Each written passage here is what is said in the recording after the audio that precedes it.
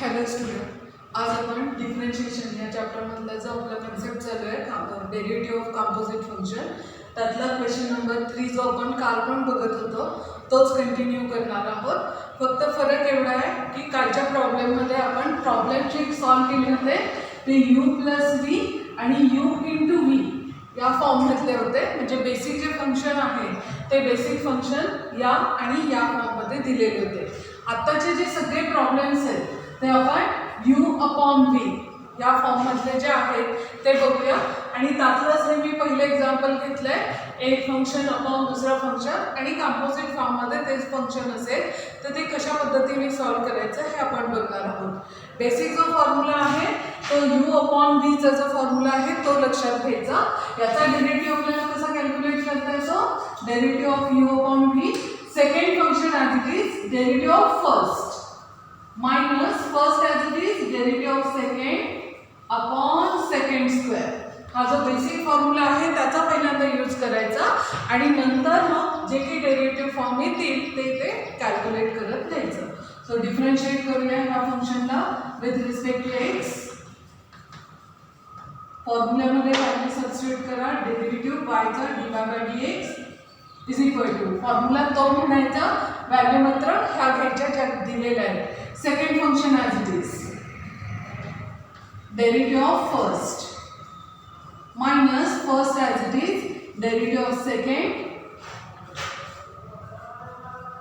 Upon second square.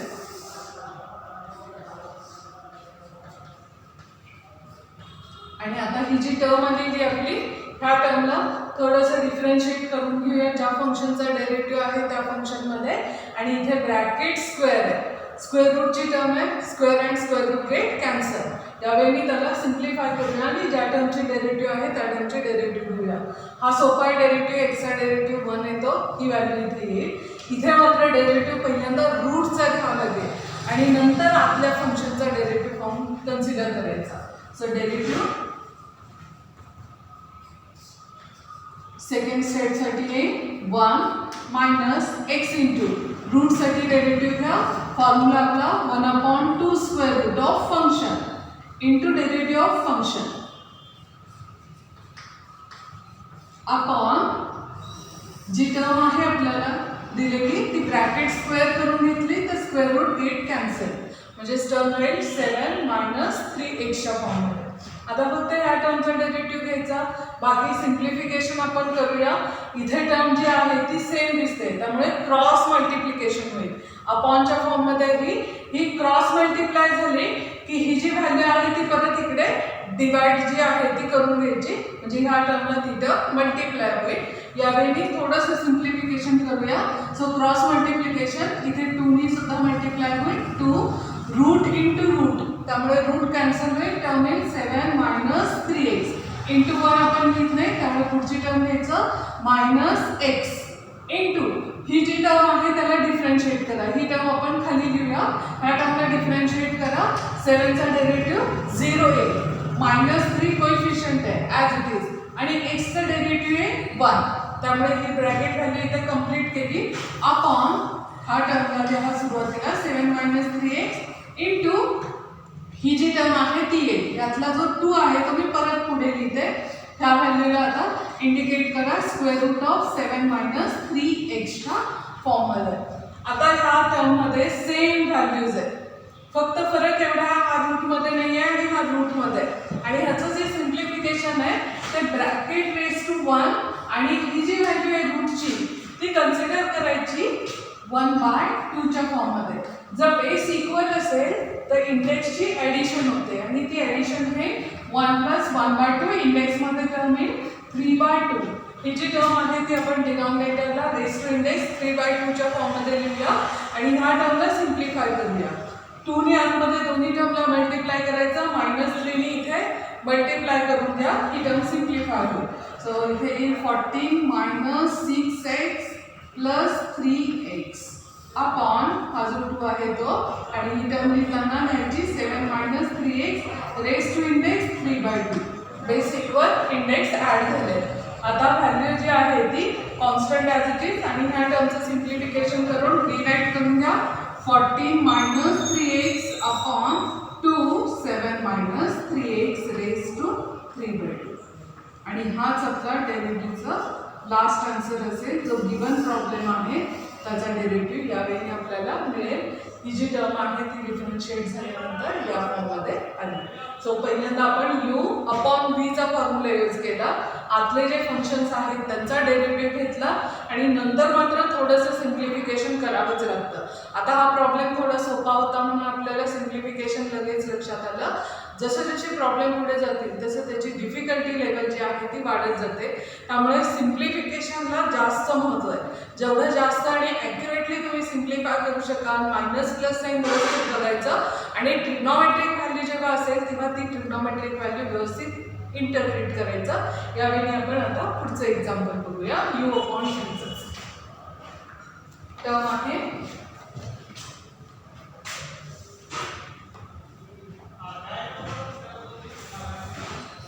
x cube minus 5u raised to 5u upon x cube plus 3 raised to 3 आणि ह्या टर्मला u upon v ची जी term आहे त्याला आपण differentiate करून घेऊया u upon v च्या फॉर्म्युल्याचा यूज करून.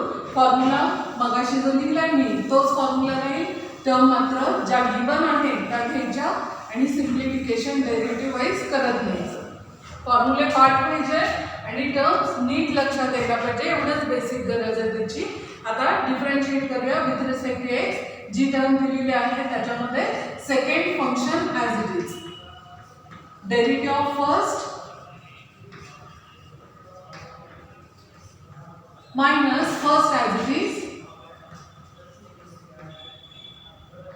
Derivative of second upon second square.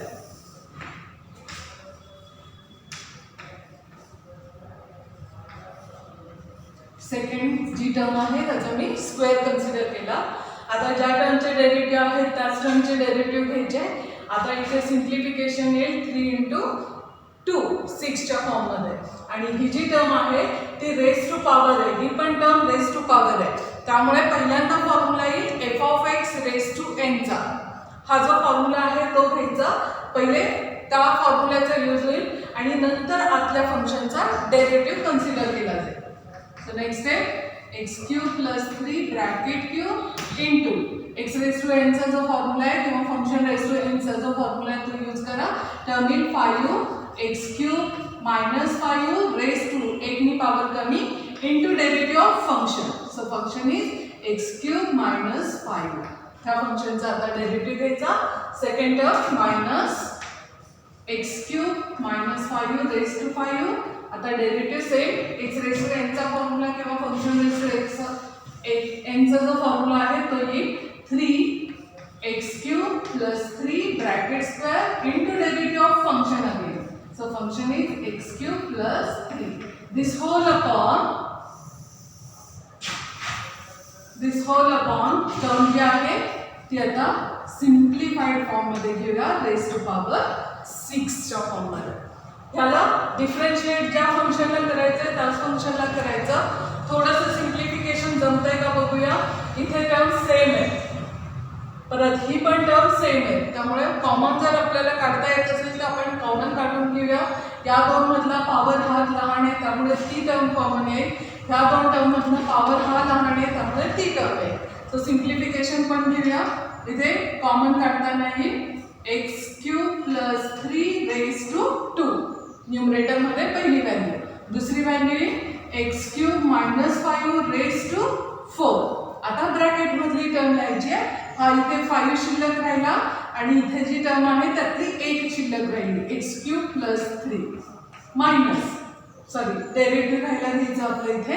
So derivative ह्या टर्मचा घेऊया 3x स्क्वेअर. 5 चा डेरिव्हेटिव्ह 0 चे. नेक्स्ट टर्म ही ऑलरेडी एक टर्म आपण बाहेर काढली आहे, एकच शिल्लक राहील. 3 जो आहे तो आपण पुढे लिहून घेऊया आणि ह्याचा डेरिव्हेटिव्ह घेऊया 3x स्क्वेअरच्या फॉर्ममध्ये upon x cube plus 3 bracket raise to 6. हा बॉक्स ब्रॅकेट मी इथे कंप्लीट करते जो न्यूमरेटरचा. आता टर्म अजून सिम्प्लिफाय होईल. इथे रेस टू पॉवर 2 आहे, सेम टर्म इथे रेस टू पॉवर 6 च्या फॉर्म मध्ये. हा जो 2 आहे त्याच्यात हा 2 जे आहेत ते कॅन्सल होईल. सो 6 मायनस 2 टर्म किती राहिली 4 च्या फॉर्म मध्ये. त्यामुळे डिनॉमिनेटरला जो टर्म आहे तो 4 राहील रेस टू इंडेक्स 4 आणि बाकीच्या ज्या टर्म्स आहेत त्या रिराईट करूया. इथे परत आपल्याला कॉमन काढता येतं. कॉमन काढता येईल 3x². ती टर्म कॉमन काढूया 3x². ही टर्म होईल x³ - 5 रेस टू 4 इंटू हा जो 5 आहे x³ + 3 as it is minus 3x³ - 5 upon इथे जे शिल्लक राहत आहे ते लिहूया रेस टू पॉवर 4 च्या फॉर्म मध्ये. आता ही टर्म पण सिम्प्लिफाय होईल.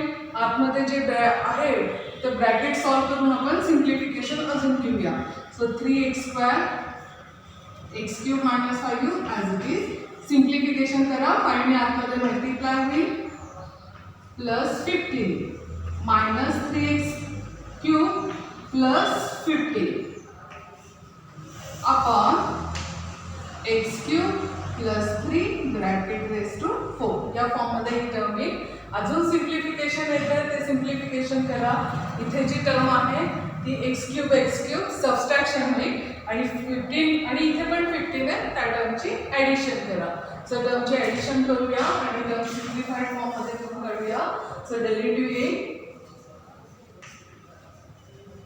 3x² x³ - 5 into 2x³ plus 30 upon x³ plus 3 bracket square. ही जी टर्म आहे ती आता कंप्लीट झाली. अजून थोडं सिम्प्लिफिकेशन करता येऊ शकतं आपल्याला. इथे जो 2 आहे तो परत एकदा कॉमन घ्यायचा.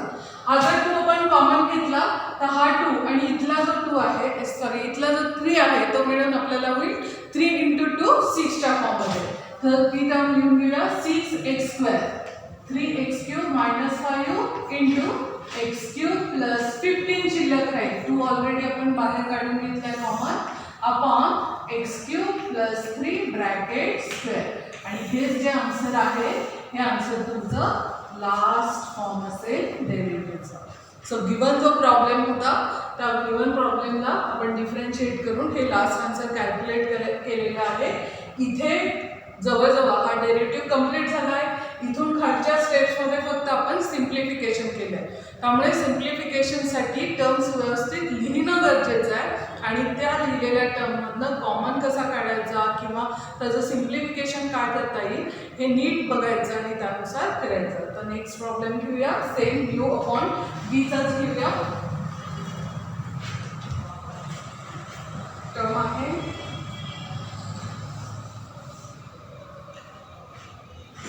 e⁻²x minus e⁻²x upon e⁻²x plus e⁻²x. ह्या टर्मला एक्सपोनेन्शियलचा फॉर्म आहे आणि हा एक्सपोनेन्शियलचा जो फॉर्म आहे तो थोडासा सिम्प्लिफाय जर आपण करून घेतला तर आन्सर काढणं आपल्याला सोपं जाईल. कारण जवळजवळ टर्म्समध्ये 4 ज्या व्हॅल्यूज दिसतात त्या टर्ममध्ये 4 व्हॅल्यूज ज्या आहेत त्या सगळ्याच्या सगळ्या एक्सपोनेन्शियल आहे आणि एक्सपोनेन्शियल असून सुद्धा त्याचा इंडेक्स सुद्धा जवळजवळ सेम आहे. फरक फक्त पॉझिटिव्ह निगेटिव्ह साईनचा आहे. त्यामुळे थोडंसं सिम्प्लिफिकेशन या टर्मसाठी करूया. जी व्हॅल्यू सेकंड पोझिशनला दिलेली आहे ती एक्सपोनेन्शियलची रेस टू इंडेक्स मायनस आहे. तो आपण पॉझिटिव्ह करण्यासाठी रेसिप्रोकल फॉर्ममध्ये लिहून घेऊया. First term as it is. Second टर्मला लिहिताना रेसिप्रोकल फॉर्ममध्ये लिहायचा. अपॉन सेम प्रोसिजर डिनॉमिनेटरसाठी सुद्धा रिपीट करायची. आणि आता टर्म जी आहे ती क्रॉस मल्टिप्लाय करून घ्यायची. अपॉनच्या टर्म्स आहेत त्या जागेवर राहतील. थोडंसं सिम्प्लिफिकेशन येईल. मल्टिप्लिकेशन e⁻², परत बेस सेम आहे, इंडेक्सची ॲडिशन होईल 4x - 1 अपॉन e⁻²x. ही न्यूमरेटर कंप्लीट झाला. सेम वेनी क्रॉस मल्टिप्लिकेशन करा. e⁻4x plus 1 upon e⁻2x. Upon जी टर्म आहे ती सेम असल्यामुळे डिनॉमिनेटरला डिनॉमिनेटरची टर्म जी आहे ती कॅन्सल होईल. न्यूमरेटर e⁴x - 1 अपॉन e⁴x + 1 ही टर्म शिल्लक राहिली. हे फक्त आपण सिम्प्लिफिकेशन करून घेतलं. जी टर्म गिवन आहे त्याचं सिम्प्लिफिकेशन यावेळी आलं. आता ह्या टर्मला डिफरन्शिएट करायचं. u/v चा जो फॉर्म्युला आहे तो कन्सिडर होईल. u/v चा फॉर्म्युला कन्सिडर करूया आणि त्यानुसार फॉर्म्युला म्हणत जाऊया आणि टर्म ज्या आहेत त्या रिराईट करूया. So derivative in second function as it is. Second function as it is. Derivative of first minus first as it is, derivative of second,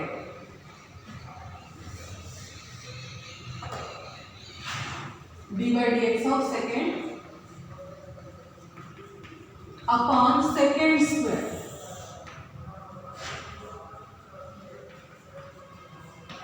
upon second square.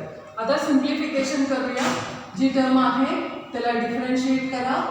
Value ही एक्सपोनेन्शियलचा derivative exponential function as it is into derivative of function. So function आहे 4x. 4x चा derivative किती येईल? मग आता direct जमत असेल तुम्हाला प्रॅक्टिस करायची. डायरेक्ट येईल ती टर्म 4 च्या फॉर्ममध्ये -0 आणि 0 कारण डेरिव्हेटिव्ह कॉन्स्टंटचा 0 असतो. मायनस आता सेकंड टर्म सिमिलर वेने घेऊया. जी टर्म आहे तशीच लिहून काढूया आणि ज्याचा डेरिव्हेटिव्ह कॅल्क्युलेट करायचा ती परत एक्सपोनेन्शियल आहे.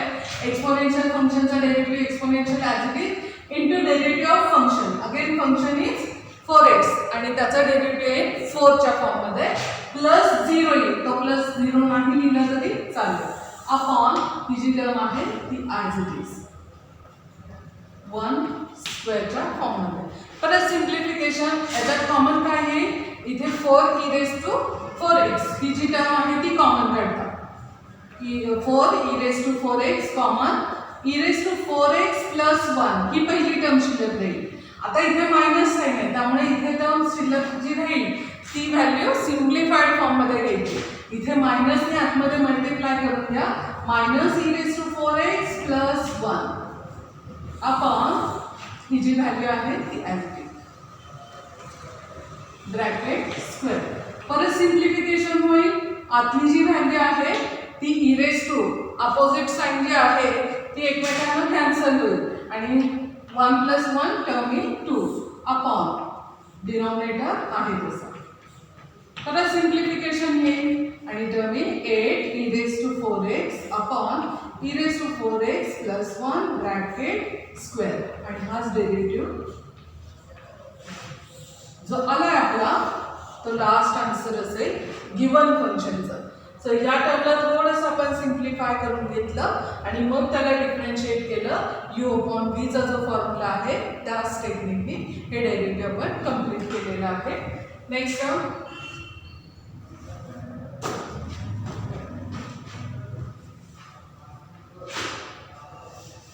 थोडंसं याही टर्मला सिम्प्लिफिकेशनची आवश्यकता आहे. तीच एक टर्म बघूया. टर्म आहे log of square root of 1 - cos 3x upon 1 + cos 3x.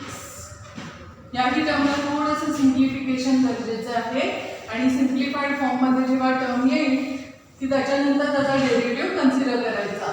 Total 3 example ह्या प्रकारचे दिलेले आहेत. टर्म्स मात्र थोड्याशा वेगळ्या आहेत. जे लॉगचीच टर्म आहे पण रूटमधल्या ज्या व्हॅल्यूज आहेत त्या थोड्याशा फरकाने बदललेल्या आहेत. टेक्निक मात्र सेम यूज करायची. आता इथे आपल्याला 2 फॉर्म्युले यूज करता येईल. पहिला फॉर्म्युला cos 3θ जर तुमच्याकडे असेल तो यूज करा आणि त्याच्यानुसार सिम्प्लिफिकेशन घ्या. किंवा दुसरा एक फॉर्म्युला आपल्याकडे 2θ आहे 1 - cos 2θ टर्म येते 2 sin² आणि अजून एक फॉर्म्युला आहे 1 + cos 2θ. याची व्हॅल्यू येते 2 cos²θ.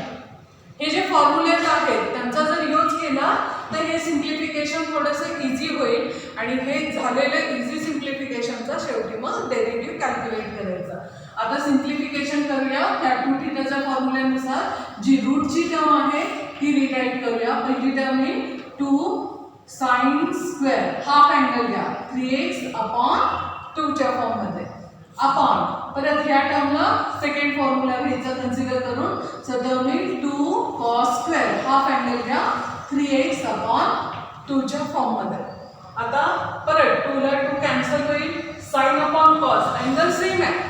अँगल सेम असल्यामुळे साइन अपॉन कॉस ची टर्म टॅन ने इंडिकेट करायचं, स्क्वेअर आहे म्हणून स्क्वेअरचा फॉर्म आहे.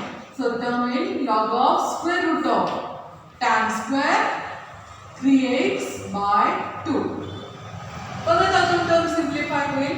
इथे रूट आहे हा टर्म स्क्वेअरच्या फॉर्म मध्ये आहे. So square and square root get cancel, म्हणजे अजून सिम्प्लिफिकेशन होईल log of tan of 3x/2.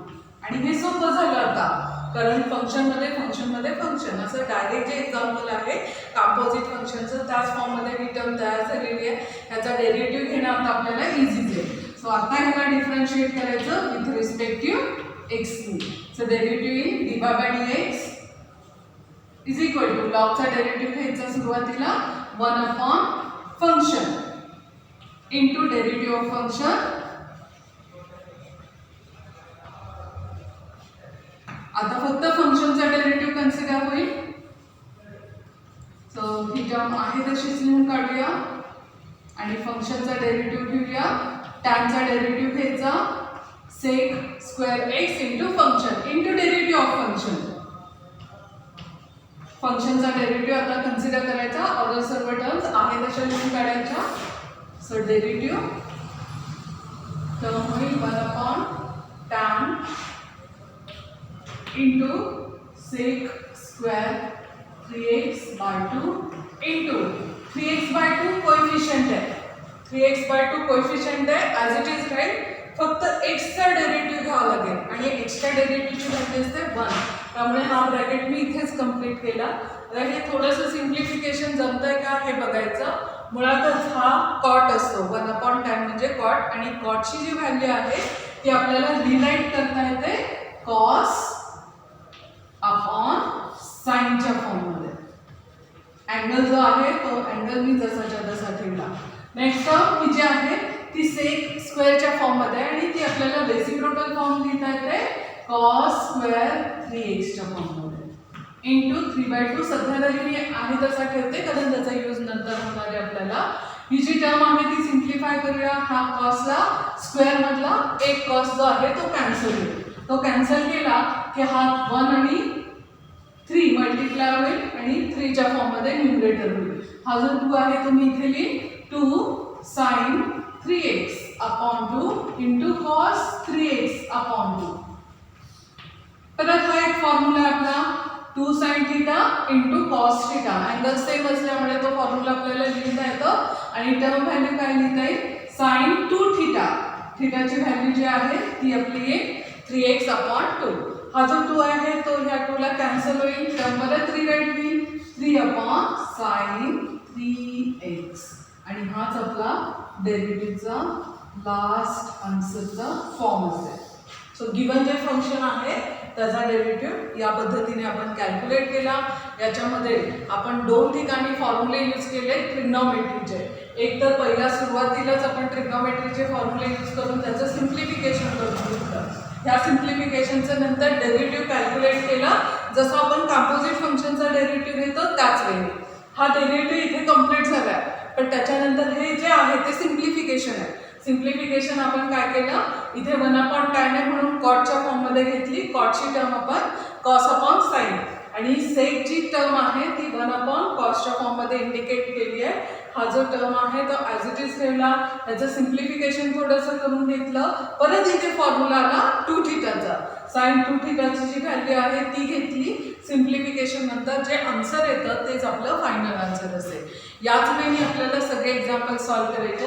ह्या टाईपचे जवळजवळ 2 आणि 3 एक्झाम्पल अजून आहेत पुस्तकात. ते ॲज अ होमवर्क म्हणून मी तुम्हाला आता देणार आहे. ते सॉल्व्ह करायचे. कंपल्सरी होमवर्क सॉल्व्ह करायचा. प्रत्येकाने होमवर्क सॉल्व्ह करून माझ्या व्हॉट्सअप नंबरवर सेंड करायचं आहे. हे जेव्हा तुम्हाला लक्षात येतंय की नाही हे कळणं गरजेचं आहे. कारण जर कंपोजिट फंक्शन लक्षात आलं तरच तुम्हाला पुढच्या ज्या टर्म्स आहेत त्या व्यवस्थित लक्षात येत असेल. जर तुम्हाला काही अडचण असेल, काही समजत नसेल तर त्याच वेळेस विचारा, कारण एकावर दुसरी टर्म डिपेंड आहे. नंतर जर कॉम्प्लिकेशन्स वाढत गेले तर पर्यायी पूर्ण चॅप्टर आणि पर्यायी पूर्ण पेपर जो आहे तो अवघड बनत जातो. त्यामुळे सुरुवातीला मी व्यवस्थित तुम्हाला समजून सांगते. फॉर्म्युले पाठ करा, ट्रिग्नोमेट्रीच्या व्हॅल्यूज पाठ असल्या पाहिजे, फंक्शनच्या ज्या व्हॅल्यूज आहेत डेरिव्हेटिव्हच्या त्या सुद्धा पाठ करा. रोज 2 ते 3 वेळा लिहून काढायच्या आणि प्रॅक्टिस करायची. कंपल्सरी हे सगळं लिहून काढायचं, लिहूनच काढायचं. नुसतं ऑब्झर्वेशनवर तुम्हाला सॉल्व करता येणार नाही. पहिले तुम्ही लिहून काढलं तर प्रॅक्टिस होईल आणि कळत पण जातील की टर्म कशा पद्धतीने आपण घेतोय. होमवर्क ह्याच्यावर बेस असलेला जो आहे तो लिहून काढायचा आणि नंतर तो सॉल्व करायचा आणि मला तो सेंड करायचा. होमवर्कसाठी जे क्वेश्चन्स आहेत ते मी 1 बाय 1 आता लिहून काढते इथे. काही एक्झाम्पल कालच्या प्रॉब्लेमवर डिपेंड आहेत. Square root of cos x plus square root of cos of root x.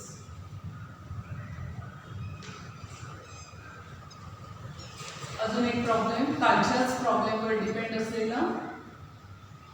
log of sec 3x plus tan 3x. Simplification करा compulsory. Next problem e raised to root x plus 1 upon e raised to root x minus 1. Next.